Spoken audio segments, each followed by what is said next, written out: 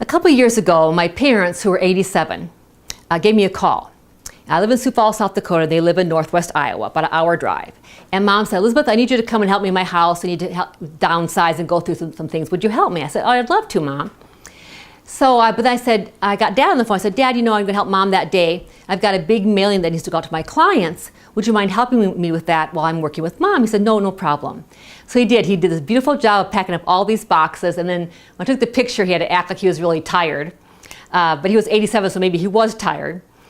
But that was a wonderful day. But around that time also, my dad was diagnosed with bladder cancer. And because of his age, previous health ailments and so forth, and previous heart surgery, they knew that if they did surgery on him, that would kill him. And so he decided just to live with the cancer. And he had 2 pretty good years.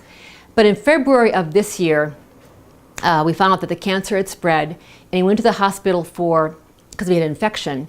And the antibiotics helped it a little bit, but they knew that wasn't going to help very much.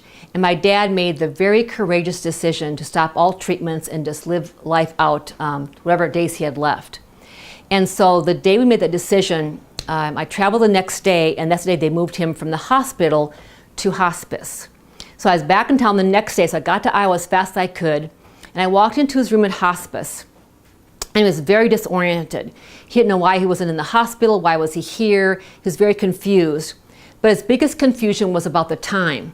There was no clock on the wall to let him know what time it was. And he didn't have his gold watch of 40 years to look at the time.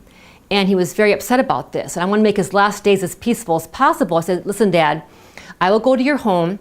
I will find the digital clock, and I will look for your watch." So I went to his house, got the clock, went to the hospital, looked for the watch, went to the ER, looked for the watch, came back to hospice, asked the hospice nurses if they had seen the watch, and nobody had seen the watch. And I was so upset because I wanted to give him this watch he'd had for so long. So I walked into his room, and he was sleeping, so I set up the digital clock, so it's all ready to go so you could see it. And I thought, where could this watch be? I thought, well, maybe I'll check his closet. And I went to his closet, there was a coat. I put my hand in the coat pocket, and there was his watch. But that time he had woke up. I walked back in the room. I said, "Dad, we found your watch. We found your watch." And I picked up his frail hand. I put his watch back on him. He looked up at me with a smile on his face and said, "Man, things are really looking up. Things are really looking up." My dad was facing the last years of his life because we found his watch. He decided that things were really looking up.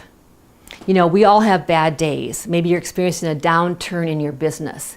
But if we look hard enough, we can always find something to say, "You know what?